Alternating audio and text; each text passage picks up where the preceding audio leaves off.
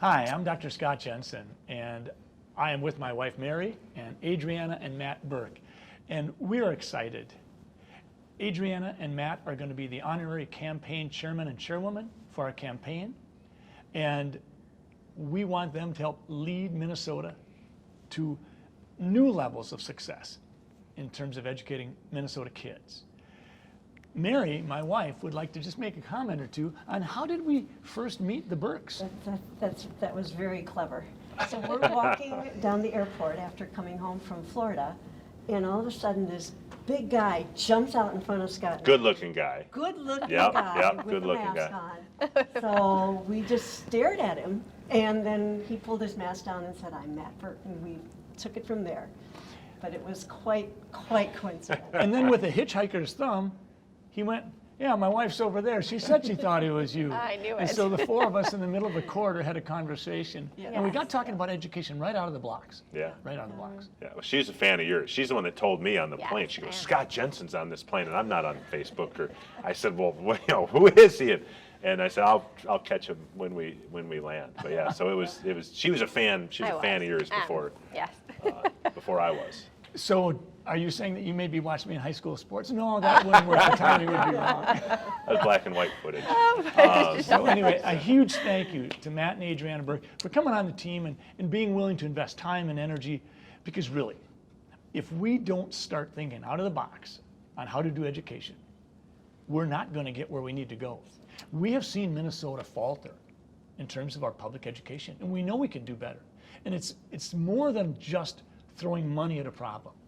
Because if you look at what Matt and Adrianna have created here at Unity High School, they literally are doing a remarkable job of educating kids for half the price.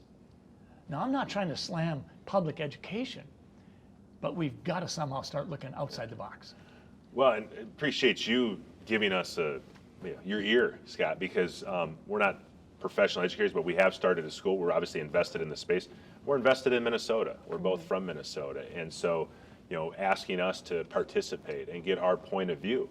I think that's very wise. I'm grateful for that, but I think it's very wise because you're somehow, some way, I guess, if you're a political candidate, you're supposed to be an expert on everything, and you can't be. And I think that there's a lot of different, as far as education's concerned, there's a lot of solutions out there that work. There's a lot of pieces to the puzzle, and I think that we have one of them here at Unity that we want to share. When Mary and I decided that I'd be in the school board 2 decades ago, I think there's one thing we learned.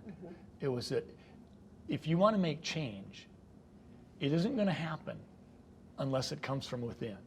And within, when it comes to kids' education, usually means the parents and the teachers. That's about the only way it's going to happen. Adrianna, do you have any thoughts about raising and educating 8 children? Oh, wow. Well, I'm thankful for school because homeschool got a little much for me after 3. It was St. Adrianna's homeschool, by the way. That's what we called it St. Matt's. Adrianna. He's joking.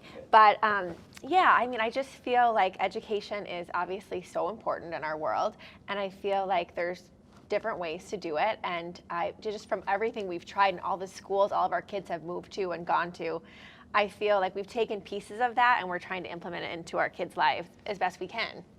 And yeah. Well, and you two you've been willing to take on big challenges. Yeah, well, we're all here to hopefully all of us approach life like we're here to just do as much good as we can. Figure it out as we go along and do what we feel called to do. But ultimately, I think it's just about giving more than you take. And then that's a question that I think all of us need to sort of figure out as we go through life, right? Is what are we called to do? We're here to not to be served, but to serve. And when it comes to education, you have a lot of service-minded people, right? Nobody's in education because they're getting rich, right? You have a lot of purpose-driven, passionate people.